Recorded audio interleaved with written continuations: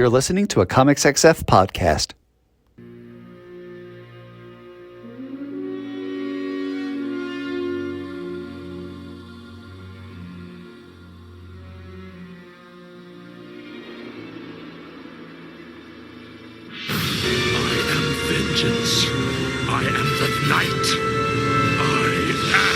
Matt Laswitz, and welcome to this week's episode of Bat Chat with Matt and Will, a Batman ranking podcast, where each week my co-host Will Nevin and I dig into 3 Batman stories, discuss them, and rank them on the big board, thus creating a giant list of Batman stories from best to worst.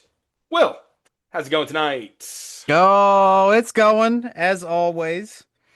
Once again, as I am usually want to do, let's start off our Batman comic podcast talking Batman comics. Okay. Second week in a row. Right. I have noticed, finally, that both Deadpool Batman and Batman Deadpool are finally available digitally. So I get to read them now. Hooray. So neat. I don't know what that accomplished for anyone, in that I don't think it drove traffic to the stores. They did not position it to drive traffic to the stores, and for a crossover that took decades to happen, I think it came and went like a fart in the wind. But it's ongoing, apparently. And still, Deadpool Batman was the best-selling comic of 2025. I am both shocked and not shocked.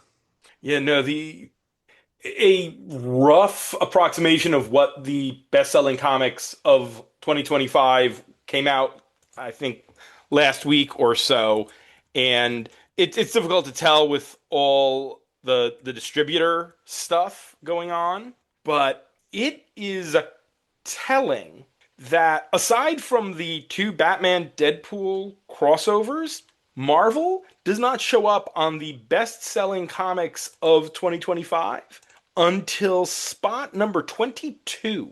Yikes. Absolute Batman #1? That would have been the previous year. That was the end of 24.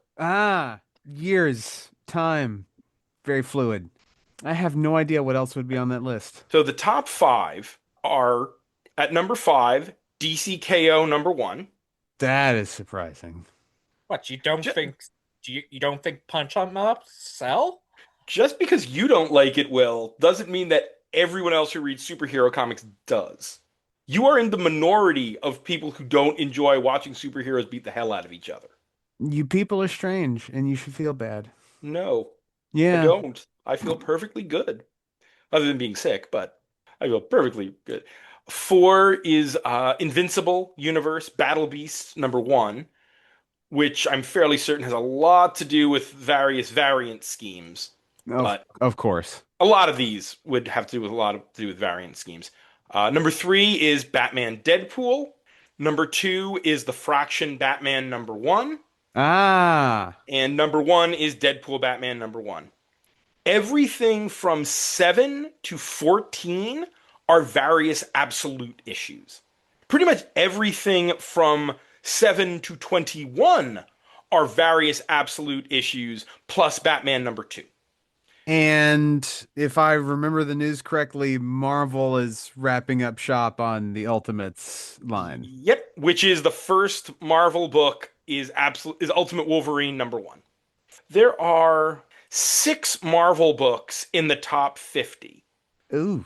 2 indies, and the rest is DC. Good year for DC. It's indicative of what you get when you actually care about producing comics and not just producing IP. I'm just going to let that go. The corporate masters care only about IP. I feel like DC has more people who are trying to produce great comics, or they just have better creators to produce their IP. That feels fair. I don't know. It's interesting as we read the comics for the week and different eras come through and different house ads.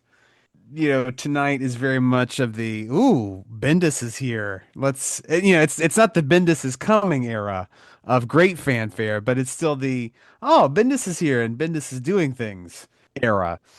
But Yeah, it doesn't feel like, not that I read much or any Marvel, but doesn't feel very hot over there right now. The big news is Bendis is coming back. Briefly. Like they're not getting him to do much. Probably. They might be. They might just not have announced a lot of it yet. And hey, we have another voice. We have another guest. We have John Wickham, friend of the show and Patreon backer. Hey, John. Yay, John. Hey, how you feel about the comics I brought tonight? They're not good. I just watched the new Muppet special, so nothing is going to ruin my mood. I am flying in the warm hug of new Muppet show. Hey, you know what the show doesn't do enough? Let What's Will have some power. I So, I have plenty power. I suggest episodes, I throw in ideas, I ruin Matt's script. I do plenty. when was the last time Will really got to choose an episode? I contribute several episodes. We have them set. I got one coming up in a couple of weeks. Well, let's get the balance into your favor a little bit. I got 4 themes for what could be my next episode, and I'm gonna let you choose. Oh, you're gonna let me choose. Okay. Don't worry, you'll have time to ask questions about them. 3 questions, of course. And I will ask no questions. answer he these questions three? are you sure? Because we could throw these questions. You could ask these questions after we rank the comics to have a theme and add some whimsy in this episode. Because otherwise, we'd just be talking about Tom King comics all the damn time. Nah, we did talk about the one Tom King comic with Whimsy or with Whimsy with somebody else. What you got? All right, here are the 4 themes that you get to choose between. They are Bat God, On Holiday, I Am Sharp, Are You? And Alan Grant's Special Little Boy. You can ask 3 questions, and I will answer them, except for the question, hey, John, tell me what's in all these comics. I want more wishes, please. Um, Save the questions for when we're done ranking a comic, just to keep this episode having a through line. well, all right then. Oh, Stay tuned. you have anything else before we get on with it, Will? What'd you see this week? This week was Oscars week. I saw Secret Agent and Sentimental Value. Mm. Both, Those both sound like fake movies, but I know they're real. and they are both excellent. Excellent. Secret Agent is a Brazilian film about a guy who stood up to the corrupt Brazilian regime back in 77. It made me both want to learn more about that history between that and the Checkmate story we read a ways back, Carvalho, which the flashbacks there are set around the same time, and made me look at the various parallels between America right now and then, and made me sad. Yes. And Sentimental Value is a beautifully acted domestic drama about a father who's a film director trying to reconcile with his 2 daughters, one who's an actress and one who's a historian, and come to terms with his relationship with them, his relationship with his own mother, who committed suicide when he was young. Stellan Skarsgård is the director, and just every performance is just incredibly powerful. You cannot look away. Although walking out, I did want to give, one of those quick back of the head slaps to one of the people walking out. This 20 something who was saying, I hate movies like this. Movies where nothing happens. You are why we can't have nice things. Did you see any movies? I did not. I have not found the time. But yeah, Send Help is on the agenda before it escapes from the theaters. Oh, I also did see Shelter, the new Jason Statham, which is Jason Statham's winter into spring. I'm a man of mystery. Right. I'm gonna help defend people and fight evil governments. It's much less weird than Beekeeper or Working Man. This doesn't get into like a weird John Wicky sort of alternate world. It's very much like, okay, he's fighting MI6. They're called MI6. He's taking out a corrupt cell of MI6 Black Ops agents, and there's no weirdness beyond that. Ugh. If only they could have stunt casted Pierce Brosnan. Dude, have you seen Black Bag? No. You need to see Black Bag because that is Pierce Brosnan as M and Fassbender and Cate Blanchett.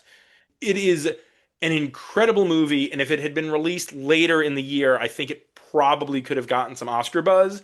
But it was released in March, and nobody pushed it, so it kind of got forgotten. But it was Steven Soderbergh, 90-minute, just incredibly good spy movie. Much more in the Tinker Tailor Soldier Spy, thoughtful spy movie mold than the James Bond Mission Impossible action spy movie mold. It's out there. I believe it's streaming. It is worth your time. I will have to check that out. Okay, but now it's time for comics. Because John, as he has said, is bringing along some more Tom King, who, as we said last week, is probably one of the most divisive creators on the big board. Because he's someone with top 10 stories and bottom 10 stories. And I think he might be Not the only. yet. I thought the wedding. Oh, maybe the wedding isn't quite that low. Nope. Weddings. If it was the Booster Gold part of it right by itself, it would. But you for some reason decided to not put that as one story. So instead of the wedding going a little bit higher and the price being in the bottom 10, it just averaged out. Oof. But don't worry, I think we're gonna fix that tonight. I think we might. The first story of the night is The Fall and the Fallen. This is Batman Volume 3, numbers 70 to 74, and Batman Secret Files, number 2. The writer is Tom King, with art by Mikel Janin and Jorge Fornes, colors by Jordi Belair, letters by Clayton Cowles, and edited by Brittany Halsher, Jamie S. Rich, and Rob Levin. The cover dates are July to September of 2019. Bane, with the aid of the Thomas Wayne of the Flashpoint universe, has begun his final game against Batman. He will win. He will break the Batman. And Thomas will have his family back. And Bruce will be left with the choice to join his father or else.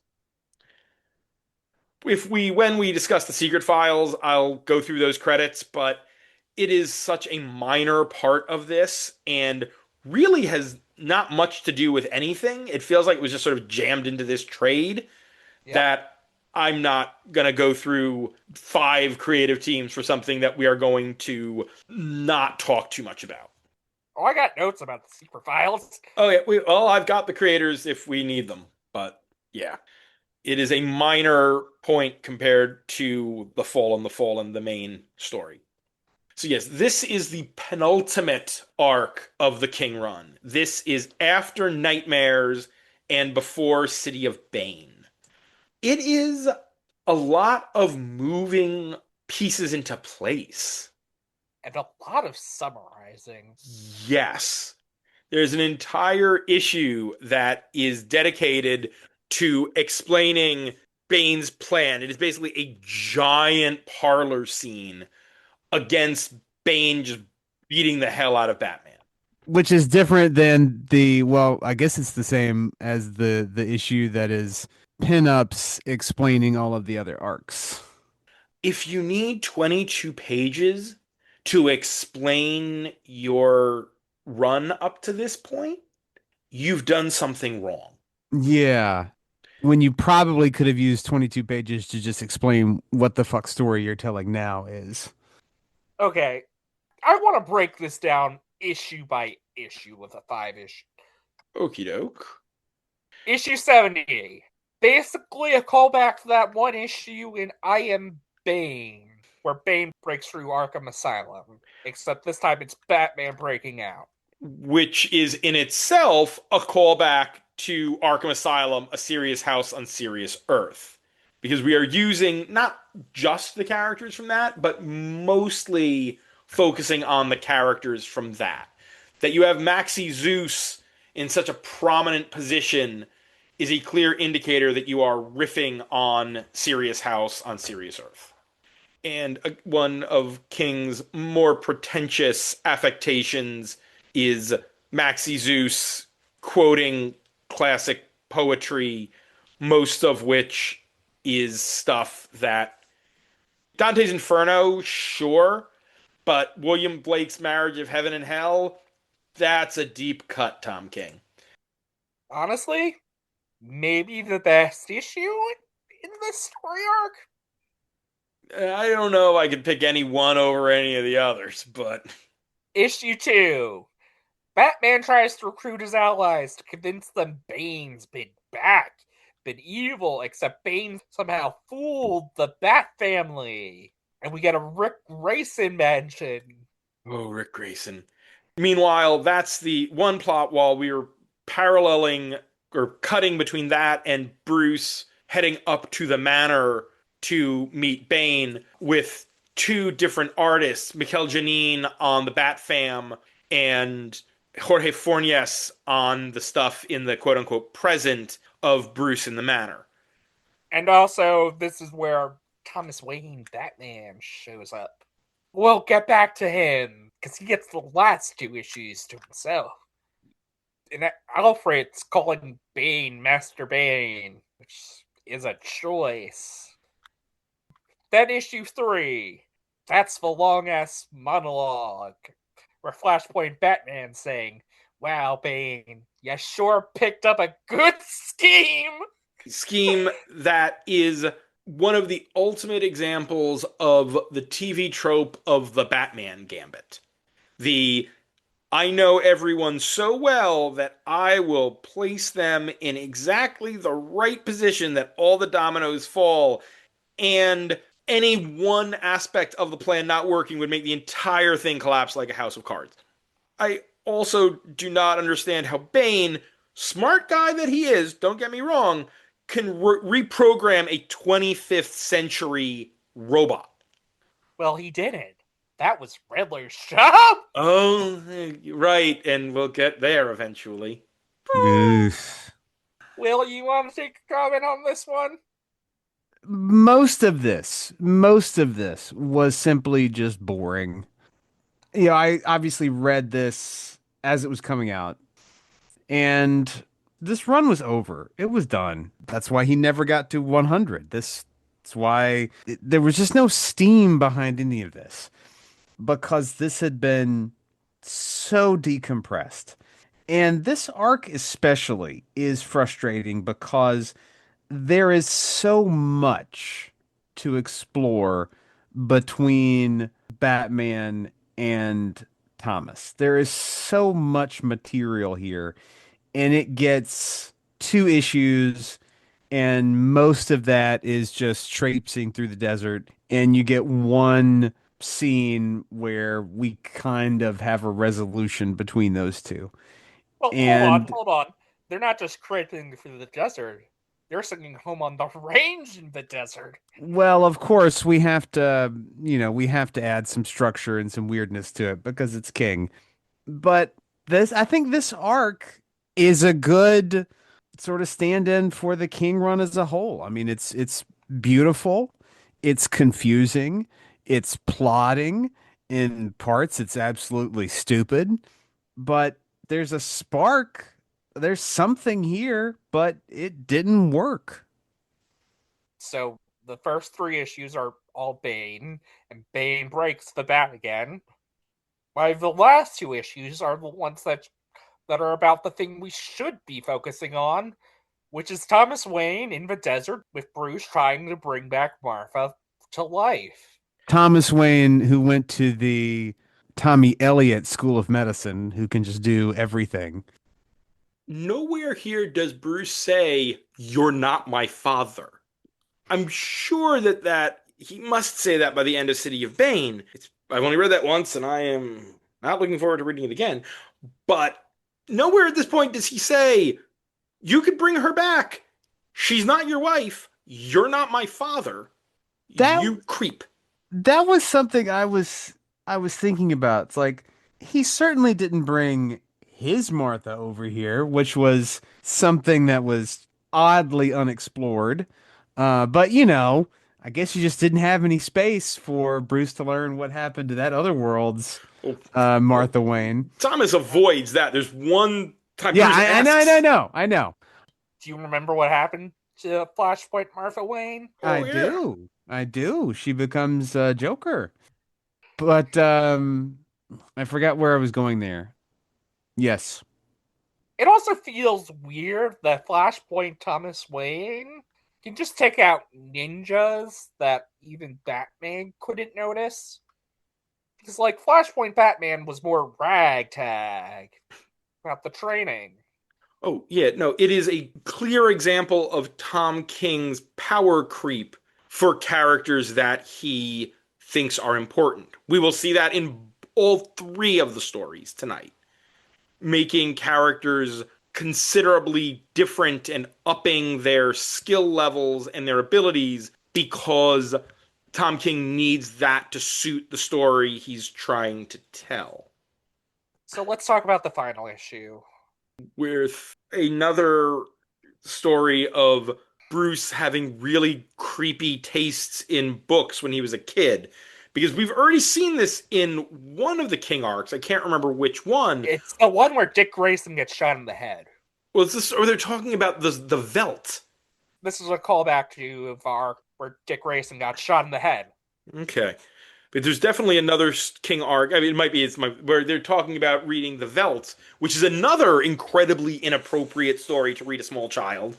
It's a Bradbury story where children have like a holodeck, and their parents realize that the kids are getting obsessed with it, so they try to get them to leave it, and instead the kids lure the parents in, and they have lions eat them, so they can spend more time in their holodeck.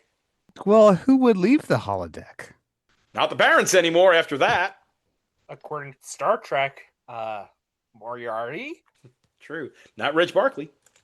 And then there's I don't know how it's pronounced, the Nain or Nain pit, which is a biblical reference to a town where Jesus raised another dead person, not Lazarus.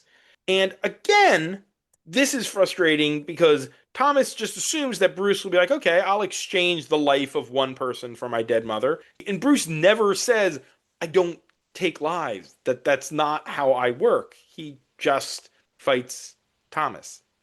He does bury Martha in the desert, so it can't work. True, there's that.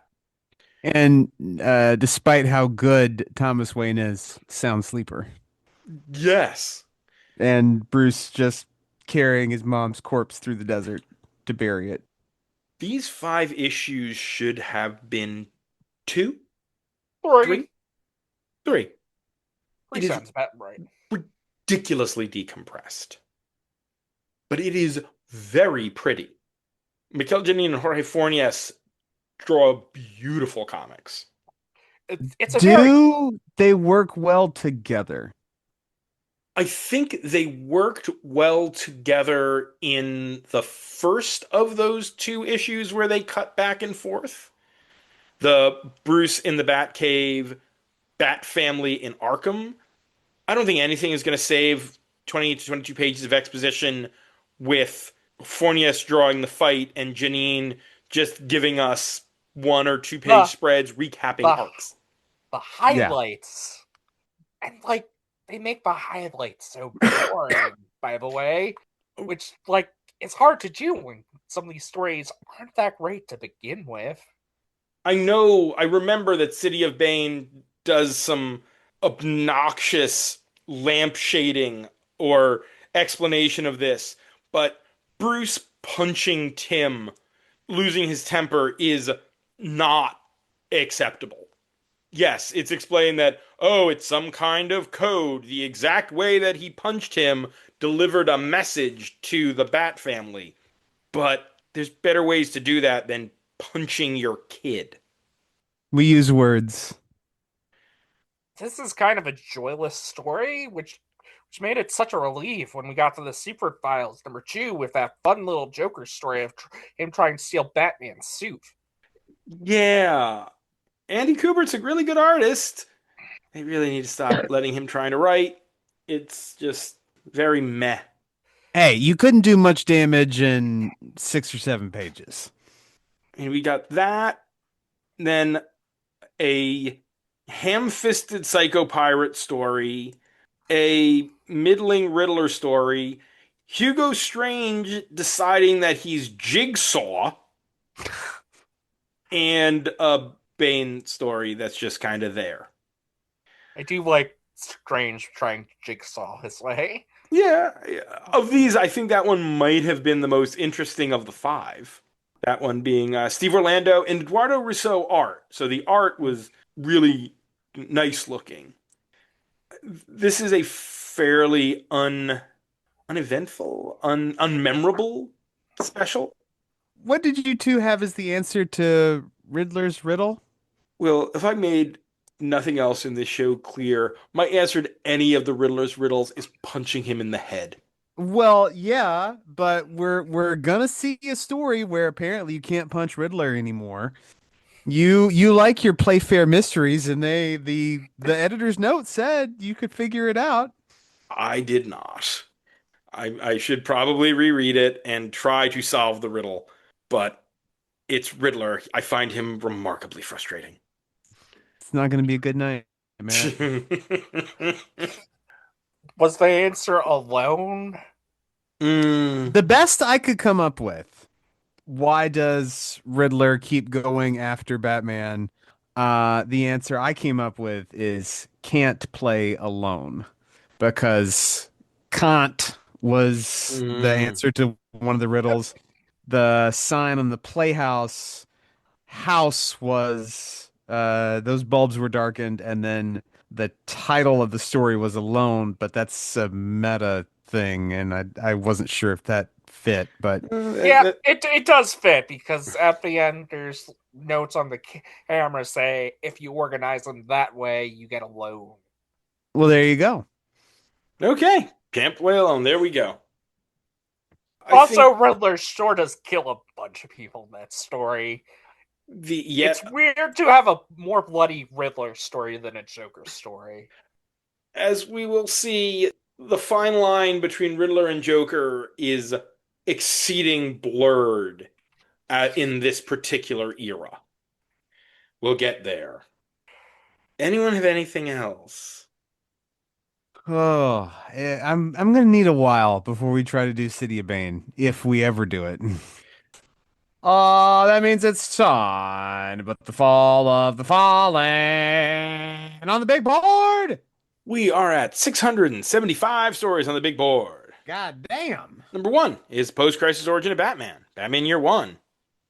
At a sexy 69, it's Batman and Robin 13 to 16, Batman the Return. Batman and Robin must die. At 150 is Duty, the 2-parter with Jim Gordon and Harvey Bullock, attempting to stop the Joker while Batman's out of town. This man said duty.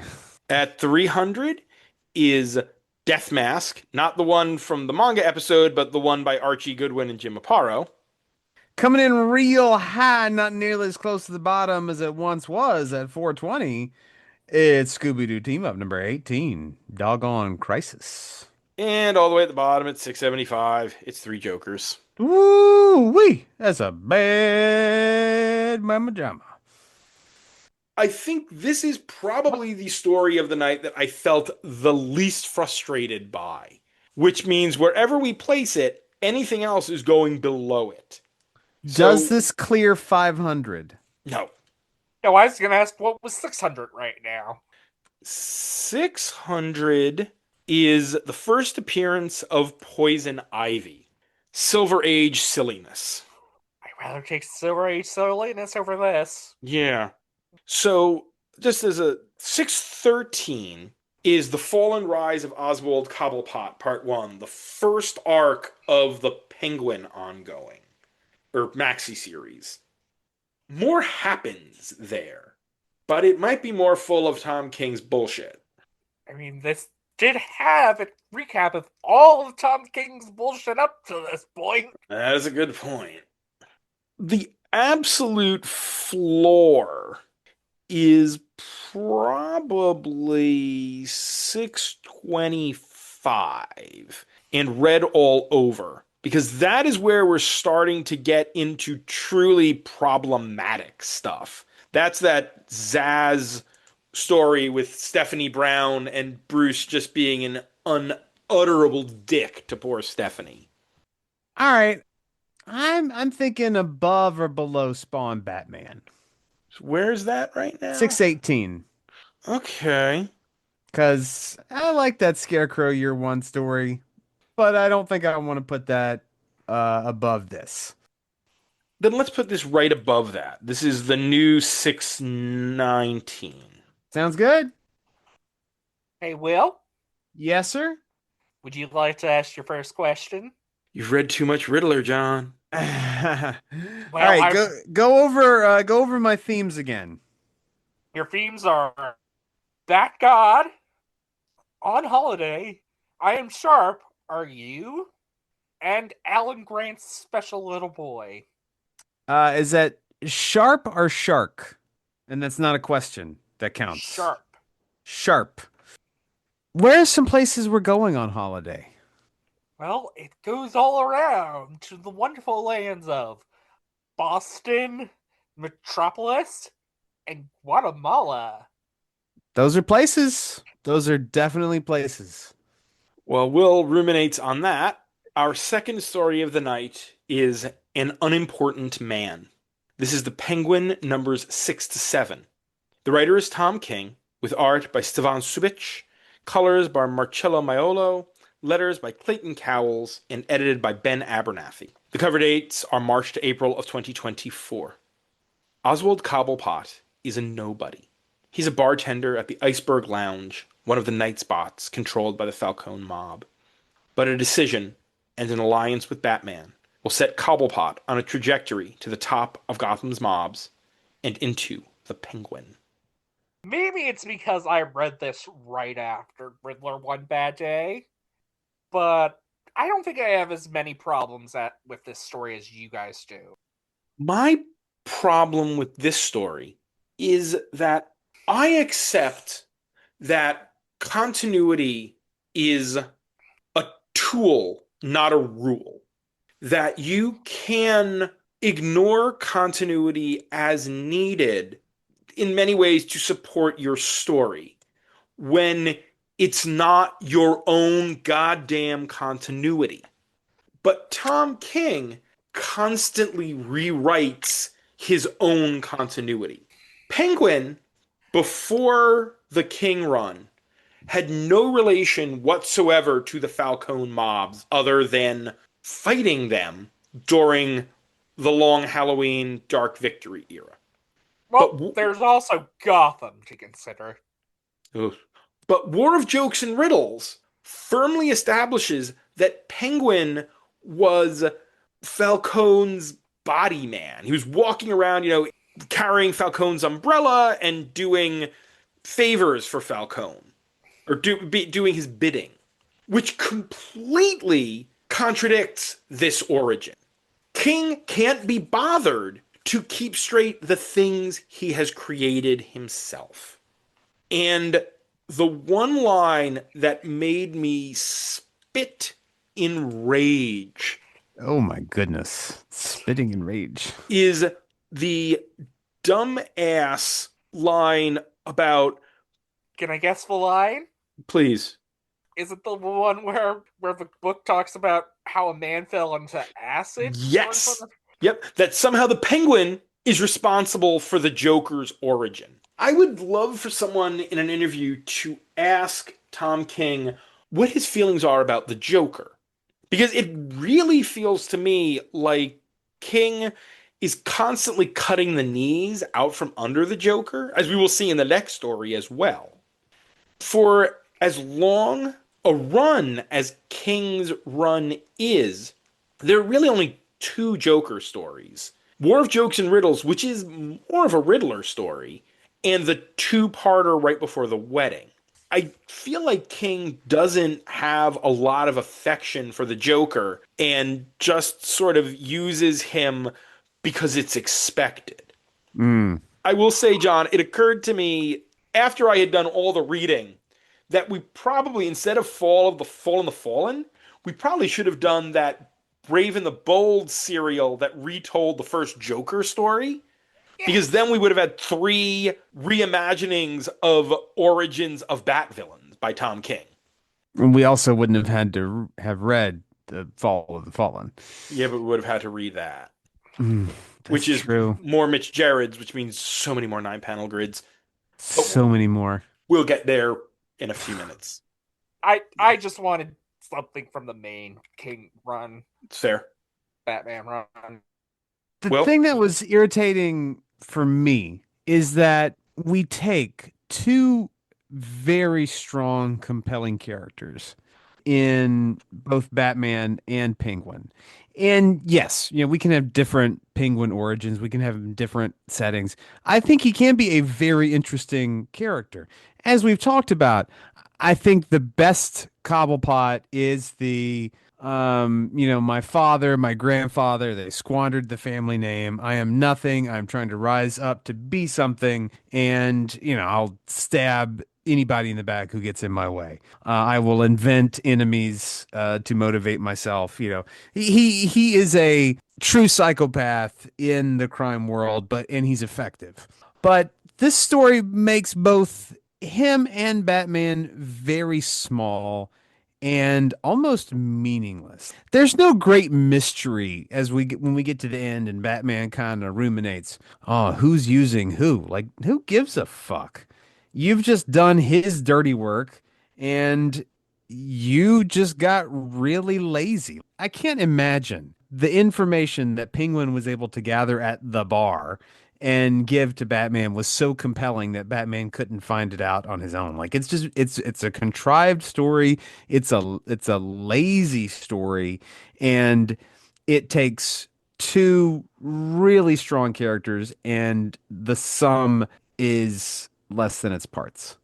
As I was saying before with Thomas Wayne and the power creep, that is what we see in this Penguin series. Penguin goes from a competent villain to a character who is theoretically on par with Batman in how he thinks and how he acts. And that is not the Penguin as we have seen in any other run. And while we're at it, we also have Tom King's favorite Marty Stew, the Help, who is here doing the Help stuff, being the best at everything ever. Oh, he's very good gives- at killing and driving. And he gives the secret up to Penguin. Yes. Which, this is another thing.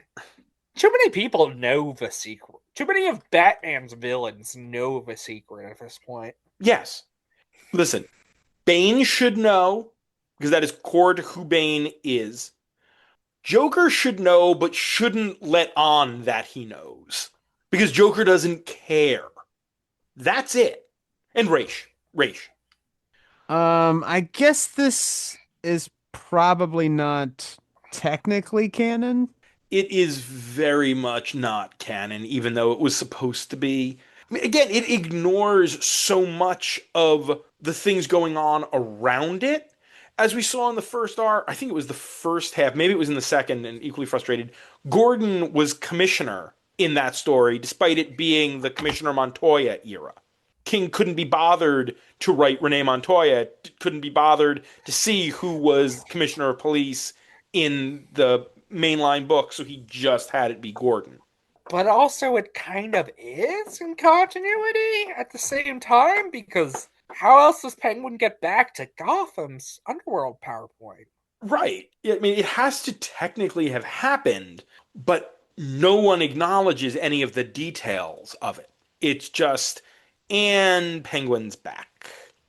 It also gets something fundamentally wrong that I am loath to bring up because it could make me sound like an anti-Semite, despite, Lazowitz. Bruce says that Thomas bought this handkerchief as a Hanukkah present for his mother. That is making Martha Jewish. No, the Canes are wasps. The reason why Kate and Beth are Jewish is their mother was Jewish. The Jewish faith travels matrilineally. The Canes are wasps. They are rich, old money wasps.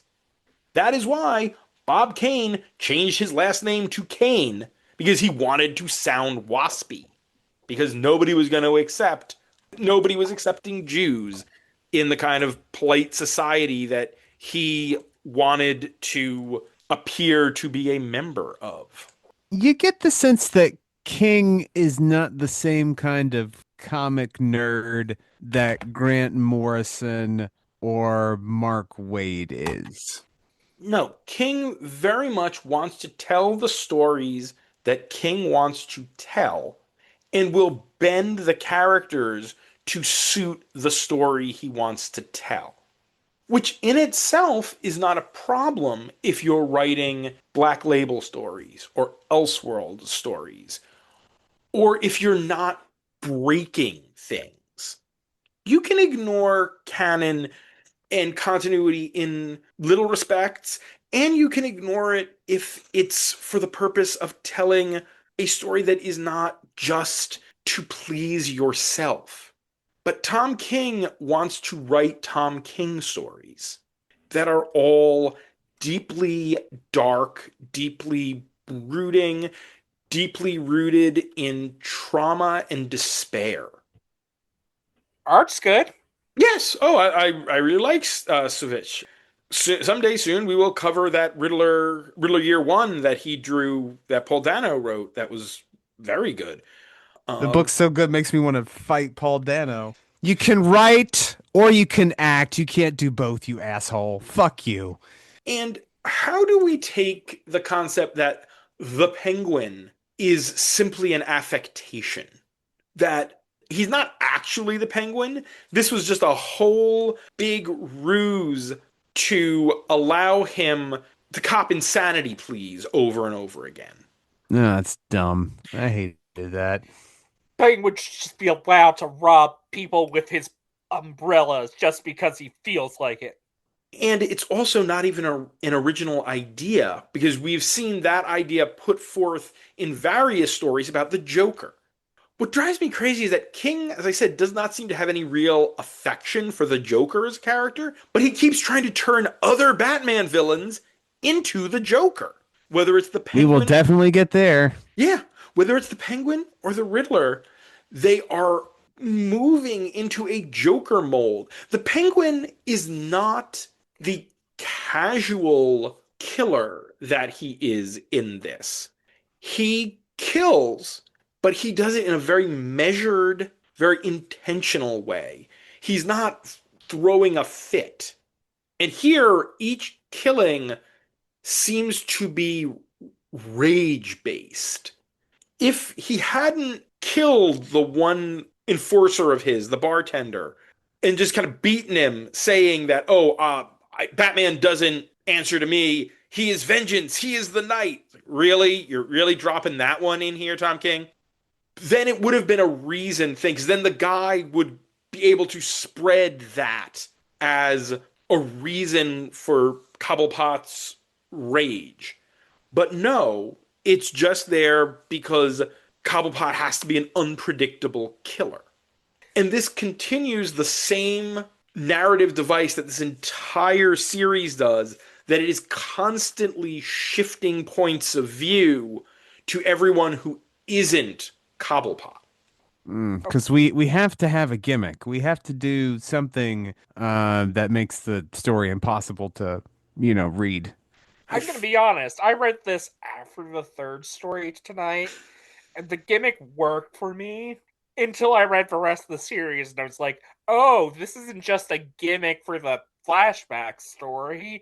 It's a gimmick for the whole damn thing. Okay. Yeah. I think it finally comes around to giving Cobblepot the point of view at the very end of the series. Yes. But it's ponderous.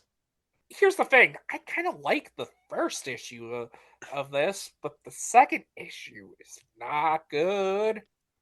the first issue is okay up until that Joker moment, and then I just get mad. He does push his old lady foster mom, question mark, off a building at the end. If he were playing with the Colin Farrell Penguin concept, I might have even been a little less frustrated because that is clearly kind of where he's going with this series. That this is a Penguin more in line with the one from the Batman. But we also, that Penguin is equally as weirdly Oedipal as comic Penguin is. Okay, when you say the Batman, that 2003 series just pops in my head, and it's like little fat acrobatic penguin. Hell yeah! That is one of the first Penguins to really embrace the generational wealth Cobblepots thing, Yeah. and I think is one of the best interpretations of Penguin. I like that it really plays with the Cobblepots as the broken mirror of the Waynes. Oh no, I like the 2003 series. I was just This series rewatching. this doesn't really do it. Has talks about anything about the Cobblepots. Nope.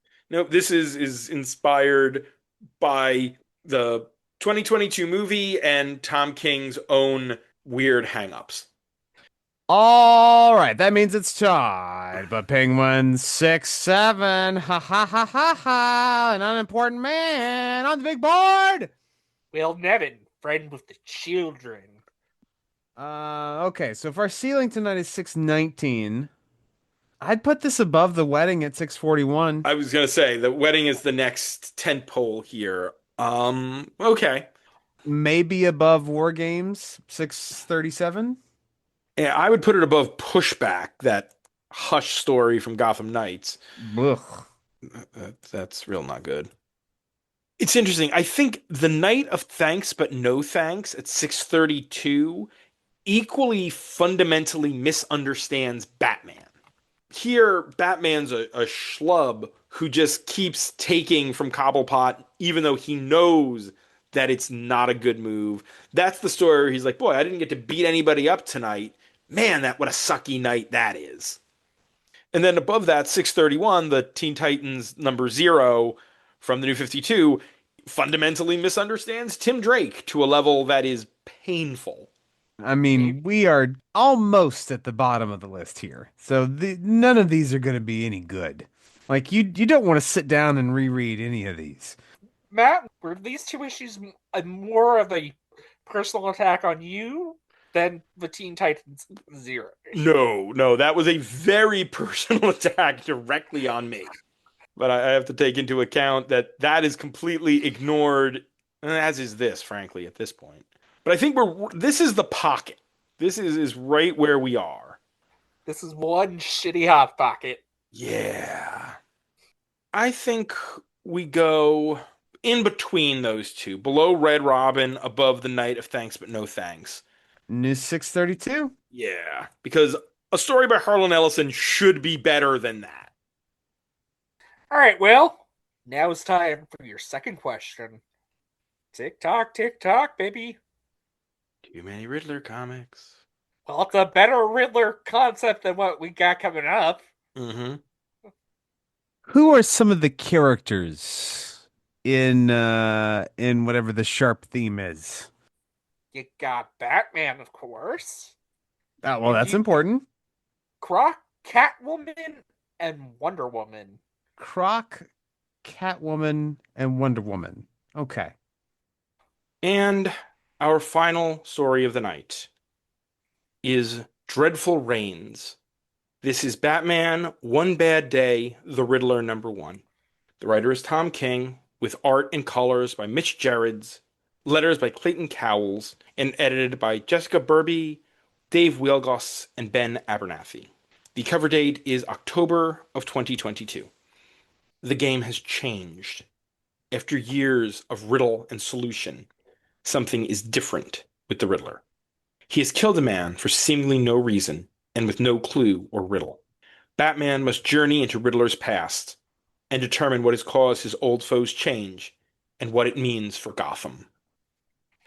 Let us remember this is a story that won the Eisner for best single issue. Remarkable. We will get into many details, but I'm going to say my thesis on this story. Hit him with it. This is the kind of story that people who want superheroes to be quote unquote taken seriously love, despite it not actually being all that good. You're just angry because they kill a cat in this. That bothers me on many levels. But it is dark, it is edgelord, it is poisonous to the characters in it, and there is nothing to redeem the story. It is not complicated, it is actually fairly dumb. And it has one of, Will, your least favorite tropes, the fact that childhood trauma fuels a character's behavior for their entire life. And it also, let's be fair, is a Joker story. Yep. This is one Riddler, Joker ass Riddler. You know what the difference between Joker and Riddler is? What's that? Riddler got no hair in this story. Riddler looks like the Riddler from the Harley Quinn animated series. It didn't occur to me until about 2/3 of the way through, and then I started hearing Jim Rash's voice, and it's like, oh, now I really can't take this thing seriously, because he just sounds like the Riddler from Harley Quinn. If Jim Rash was on Cameo, I would pay him to read some of this ponderous Riddler dialogue in his Riddler voice, just to hear it, because that's the look of this Riddler. It tracks. I am not sure where to start with what frustrates me about this story so much.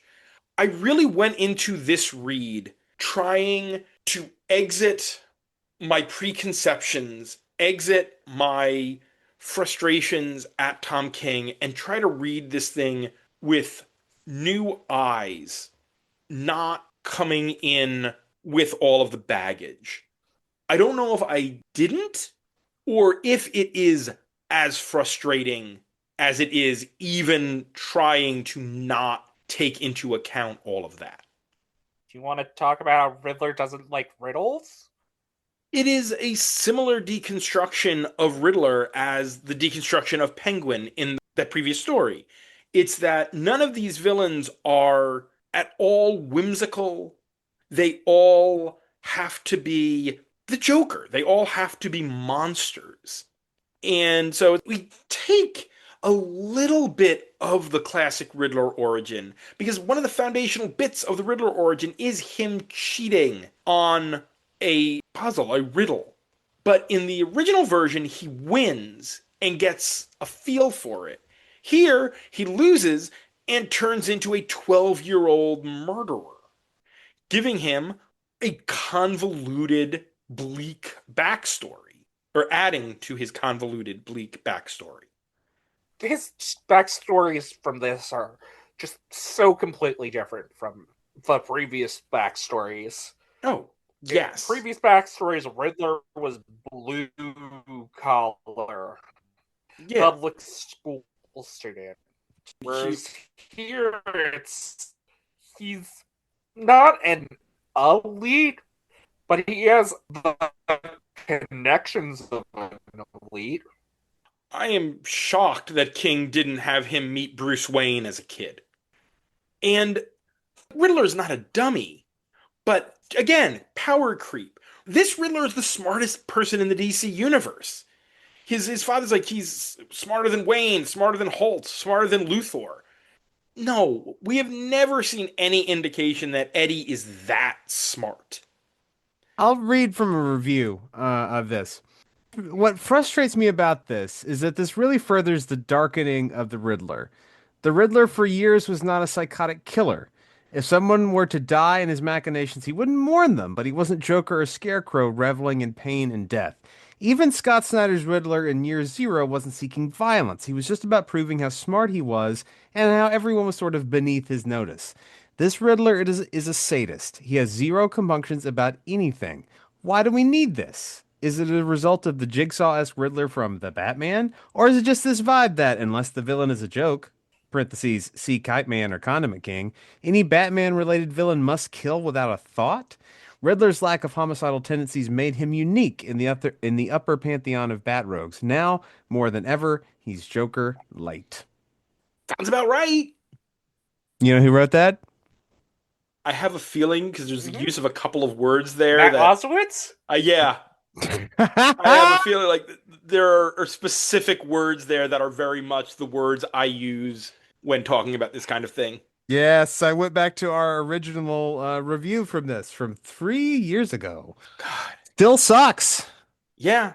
I really was hoping I would see something I didn't see the first time, but I see the same things.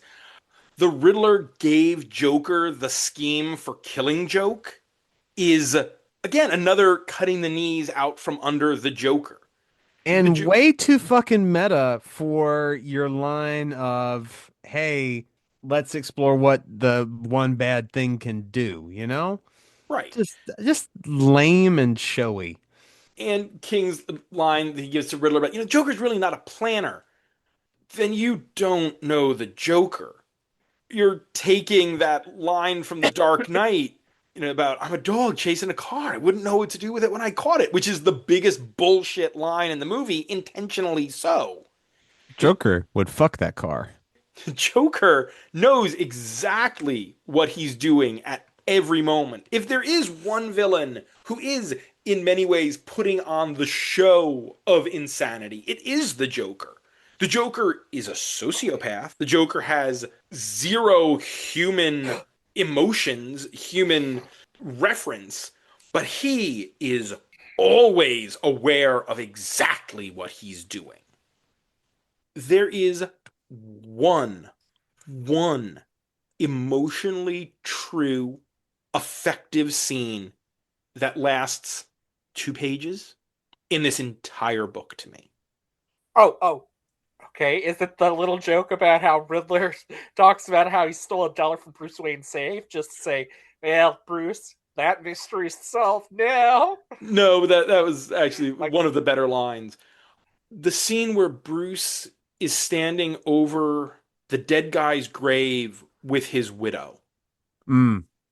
That is something Bruce would do.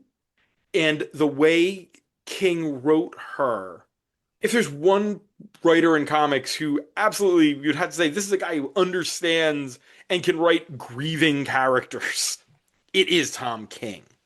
So It, you're saying I can always write grieving characters? yeah, No, like literally, I can always, as Tom King. They're all the characters are always going to be in grief yes, constantly. yes. Sweet. All right. Another one of the things that I've talked about with Tom King not caring about details as long as the story works, similar to Harley Quinn has a PhD, not an MD, but is a brain surgeon. Well, yeah. When Riddler is being moved through Arkham, they talk about him being moved from cell blocks. Arkham is a hospital. It is not a prison. You'd be moving to a different ward, and the police don't police in Arkham. They have their own guards. There is no reason for Jim Gordon and a squad of GCPD officers to be in there. It would have been Jeremiah Arkham, Cash, and a bunch of Arkham guards. But that wouldn't fit the story, so Tom King just ignores reality. Yeah, and of course, inside Arkham, famously, you have guards with guns. All of them. Because that's what you do in a hospital full of dangerous lunatics. Get the guns as close to the lunatics as you can. Not the most tasers. dangerous of lunatics. Film freak. May he rest in peace.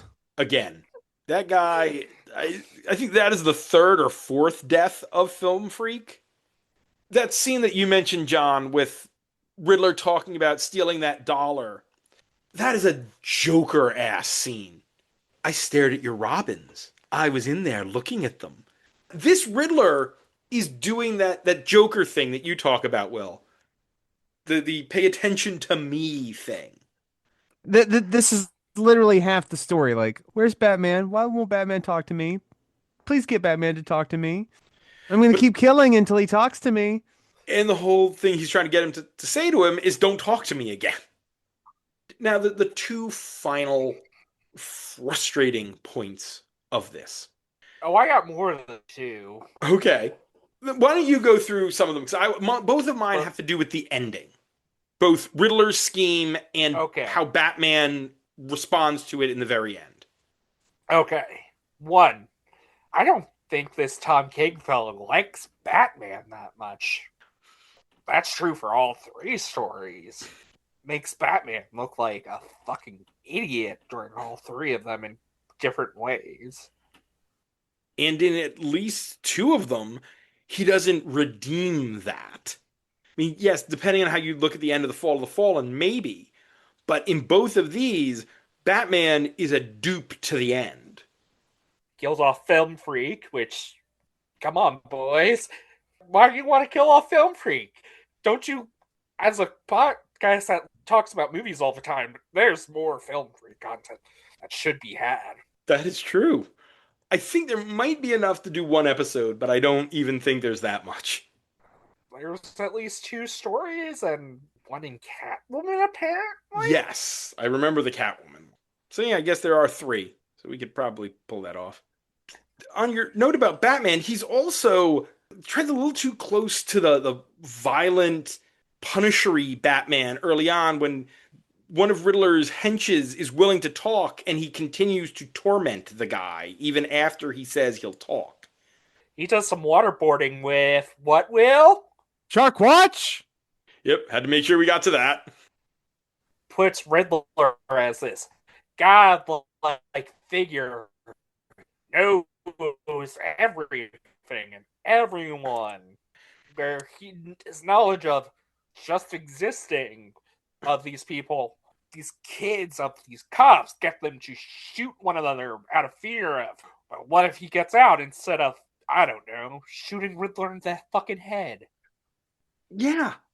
And again, Joker has done that. That is a thing the Joker has done in multiple stories. I know, and you're going to help me get out of here, or I'm going to kill your family, is a classic Joker move. The ideal ending to the bullshit that the Riddler's plan is, which we have not talked about yet, is for him just to get shot by some random guy because he can't know everything, can't predict everything. But instead, Riddler's basic final statement here when talking to Batman is, you're not going to touch me again, because if you do, I will break out of Arkham and I will kill a random person. Do you know what I call that? Tuesday for the Joker. If Batman is that concerned about that, why hasn't he done these things with the Joker? You could argue, oh, well, Riddler is specifically saying, I'm going to kill this person because you hit me, because you brought me back to Arkham, placing the onus specifically on Batman. But as we said, the Joker's whole thing is everything he does is to get Batman's attention. So the Joker has literally been doing this for, as King says in his story, decades. So this is set in the future, I suppose. That is a nonsense plan because every villain in Arkham, when they break out, kills someone at random. There might be some, 'tis madness, but there's a method in it. But in the long run, most of the people the Joker kills, specifically the Joker, are random. They are whims that pop into his head. As much as I say he's a planner, and he is, there is a homicidal whimsy to the Joker that allows him to kill people at the cuff. Bonus murders. Right. A better example, another bald-headed freak, Victor Zsasz. Yes, Zaz is specifically a serial spree killer. I know that both serial killers and spree killers are theoretically different categories, but Zaz commits a series of spree killings. That is his shtick. So logically, that is not a scheme that should work because Batman will then find, I will send you to Stryker's Island or Bel Rev or something that isn't Arkham to make sure you don't do that. Or he will come up with something because you know what Batman always does? He always finds a way. He doesn't take the easy way, which is killing a guy. And that is the fundamental poisonous end to this story. And it is, I'm sure, the thing that the edgelordy people who love this story think is great. That Riddler gets Batman to break the rule. He breaks the one rule at the end and he kills him. And that is lazy and shitty and fundamentally misinterprets and mischaracterizes the character. I hate it. So you read the end as Batman kills Riddler. Yes. Look at Yes. the page at the beginning where Riddler kills the guy at random. It is a 9-panel grid that fades to black on the 5th panel.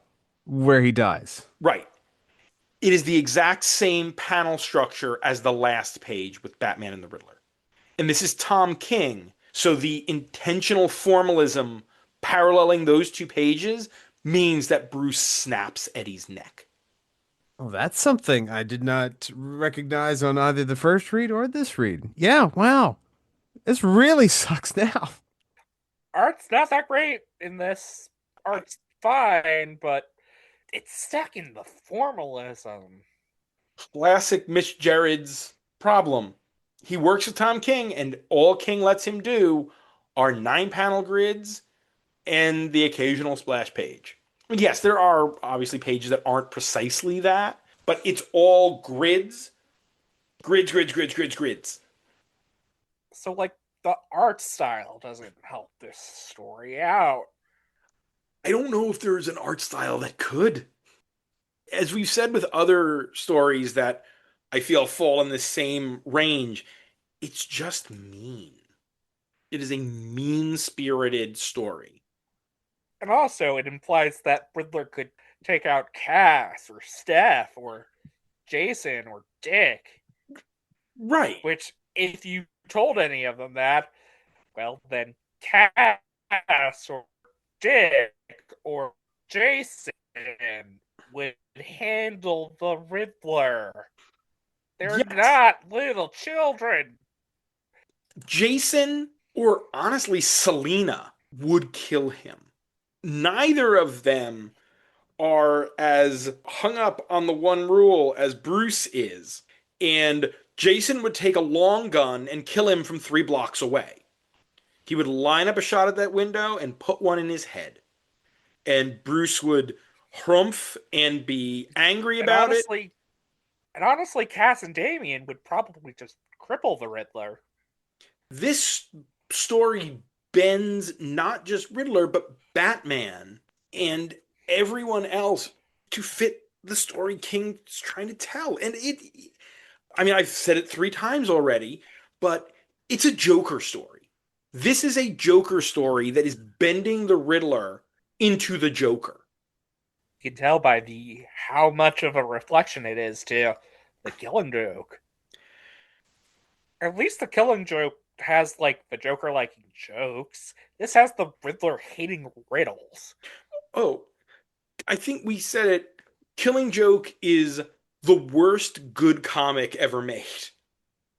And so much of the faults of Killing Joke come from what people have taken from it. Things like this.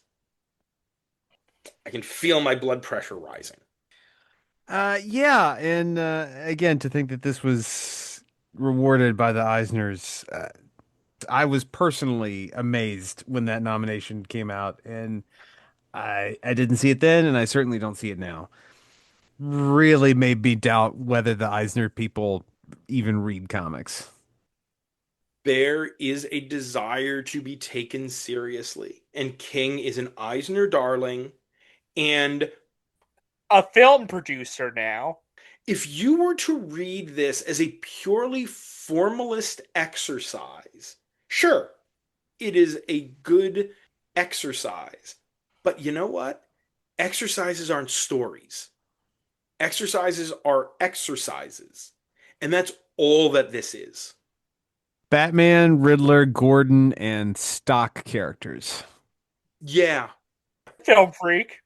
And Gordon's barely a character. Gordon's there to look pathetic and be moved across the chessboard by Riddler. And to baby Barbara a bunch. Done with this fucking book. Yeah.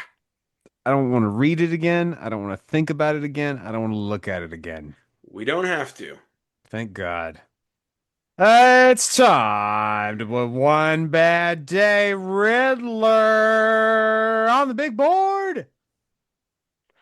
May I throw out an opening? Sure. This is worse than Superman Year One. Oh, yeah. This is at the very least in the bottom 10. Yes. What is 10 from the bottom right now? Batman Dark Allegiances, where Bruce Wayne in the 1930s goes to a party and meets Hitler and doesn't punch him in the face. That's dumb. That is not poisonous. And there's something about, in the same way that the Sean Gordon Murphy stuff winds up partially as low as it is because of how it is revered in certain corners. And it's like, no, it's not good. And the more we say it's good, the more wrong-headed it feels. All right, so this is going to be a game of slowly walking this down to where we find that it belongs. I would sooner reread Superman and Batman versus vampires and werewolves. Yes. Because as bad as that was, as boring as that was, it was maybe not as toxic. Could not have been as toxic as this. So I think That has Batman and Superman versus vampires and werewolves. Do have vampires and werewolves in it. This doesn't really have the Riddler in it. yeah. So I think the ceiling for this for me is 670. So 671 Mad is the new 52 Mad Hatter origin, which is, I believe, unintentionally somewhat transphobic, with the idea that testosterone injections will, or pills, will turn you into a psychotic killer. And is also drawn by Ethan Van Sciver. Yeah, I was about to ask that. Yeah, Ethan Van Sciver art on, I think, 2 or 3 of the issues, and Simon Skudransky on the others. Do we look at this story and see anything that is real-world poison in this story? It kills the cat. He does, and I hate that. And there is a part of me that feels that the reinforcing of the idea that for a comic to be great, it needs to be this exercise in darkness and pain is a toxic idea. It is okay to have stories that are dark, that look at a dark subject and reflect on them. But this story isn't reflecting on the darkness. It's just holding out its arms and letting the darkness wash over it. And in the end, takes the icon, the character who is supposed to be an ideal, and tears them down. And that in itself is bad. Okay, can I ask a question? Mm-hmm. Is this worse than the Catwoman story I made you read? Ooh. With Joker's daughter? Yeah. Oh, To your yeah. mind? I'm looking at it. I say let Will decide it because he really hated that Catwoman story. I mean, I did hate that Catwoman story. I mean, we have reserved the very bottom of the bottom for stories that do violence to core characters. That's the central thread between War Crimes and Three Jokers. Are we going to say that this is bottom three? I think so. Okay. And War Crimes is canon. Three Jokers is questionable in its canonicity. This is non-canon. Flat out, none of the One Bad Day one-shots are canon. I think this is better than War Crimes. Again, War Crimes, if, God help me, Chuck Dixon hadn't walked back War Crimes, it would have permanently poisoned Leslie Tompkins as a concept. When Chuck Dixon has to come in and save your story, Yeah. boy. So I think this is third from the bottom, 676. All right. Oof. Doctor. All right, Will, you got another question? You got one last question? Oh, so let's see. I've asked about places. I've asked about the sharp things. Who's Alan Grant's boy? Anarchy. Ooh, that's a good question. That was a good question on my part. All right, so no, we're not. No anarchy. And you know what? Here's a free piece of information. You know Sean Gordon Murphy? Yes. Any of these? Let's do the sharp one. Sharp one sounds fine. Okay. I'm now going to tell you what you didn't pick. The first one, Bat God. And by the way, you were very easy on the questions. I was expecting questions like, were any of these stories written by people in the bottom three of the list? Or stuff like that. Where are the good comics at? Alright, here's what you didn't pick. Bat God. That was going to be Batman Fighting Gods. With the Wonder Woman two-parter written by Tom King, 2021. A Silver Age story where Batman fights Thor, and Jeff Johns' epic Dark Side War. Ugh. On Holiday, were stories where the Joker visited other places. That would have been good. That was honestly probably the best option. That had Emperor Joker, the Superman crossover, where Joker gets the powers of a fourth dimensional being. Joker's Holiday, where Joker fights Wonder Woman in Boston. And a story I put as Joker in Guatemala, which was the first time Jason Todd was in the Robin suit. So yeah, you missed out on that fun bit. And Alan Grant's special little boy were three Anarchy stories. Anarchy Volume 2, Earth 2 Society, issues 4 to 7, and Beware of a Batman, issue number 1. Well, Alan Grant only wrote one of those stories, so that was the trap. What you did pick up was I Am Sharp, Are You? I'm going to be honest, there was a letter missing in that. It was supposed to be Liam Sharp, Are You?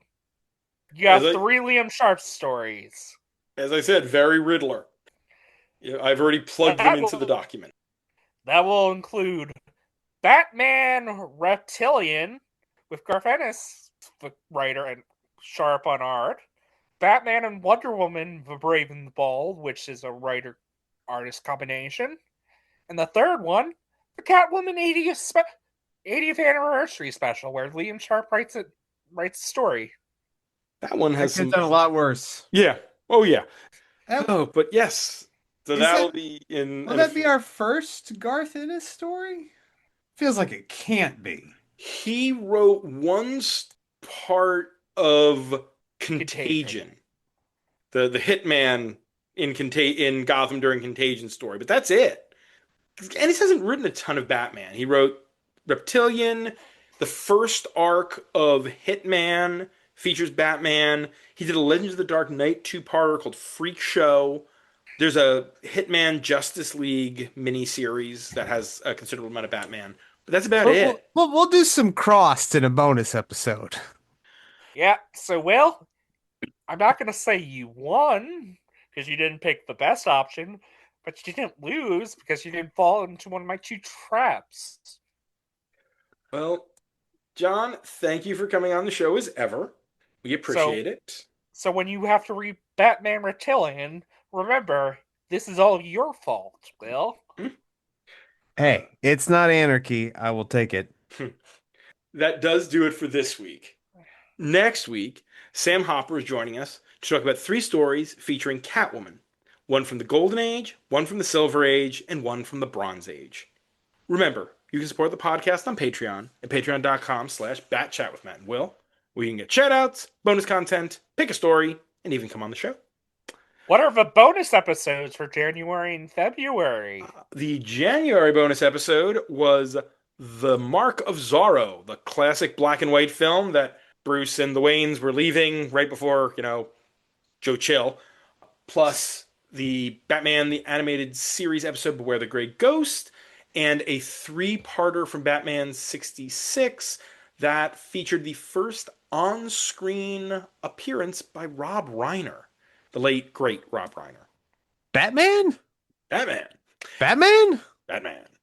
And in February, we will be doing the animated film Catwoman Hunted, and we will be starting the final season of Harley Quinn. Interesting choice for your 50th bonus episode. We'd like to thank those Patreon backers: Dan Grote, Josh Wheel, Mrs. Abigail Hartbaum, Asma Fangirl, Tony Thornley, Go Aggies. Sam Hopper, Go to bed, Sam. It is late. John Wickham, This guy right here. This beautiful boy. Robert Secundus, Bobby. Put down the discourse. Tim Rooney, Giorgio Sergioli, David Wheel, World's greatest gray belt. Alexander Wheel, Matt McThorne, McThorny. Dan Offer, Barely newer. Nate Randell, Daniel Mosley, Ross Holmes, Mr. Random Ace. Will Crisp, Me compadre. Get well, buddy. Carlos Cordova, Jordan Jennings, Charlie Etheridge Nunn, Sean Shambly, and The Final Wraith The scariest wraith. for their support. This show is available on Apple Podcasts, Spotify, Amazon Music/Audible, YouTube Music, Podbean, and on comicsxf.com, where new episodes drop every Thursday. You can find me on Blue Sky, where I talk about comics and other random things, and Letterboxd, where I review all the movies I watch, both at MattLaz1013. You can still find me on Twitter at Will Nevin for some unknown fucking reason. It is a cesspit to sewer, a terrible place for ideas and time. They all go to die. I'm gonna get some water and then I'm gonna go to bed. Good night, Huntsville. And I'm going to continue trying to break Will with bad comics. And be sure to visit ComicsXF at comicsxf.com or ComicsXF on Blue Sky for our weekly Friday Bat Chat roundup of new Bat books. For my other show, the ComicsXF Interview Podcast, where my longtime best friend Dan Grote and I interview comics creators, retailers, publishers, journalists, and other related tradespeople, as well as all the other stuff Will and I are writing. And stay safe out there, folks. Gotham is not a place to be after dark.